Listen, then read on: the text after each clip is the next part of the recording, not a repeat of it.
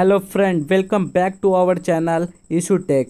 If you are facing this problem in your eFootball 2022 mobile game, then watch the full video. In this video, I am giving you solution of this problem. How to solve this problem? Access is currently limited due to high server load. If you are facing this problem, then watch the full video. Let's start the video. Before I start the video, if you want to watch the video like this, please subscribe my channel and press like button. Let's start the video.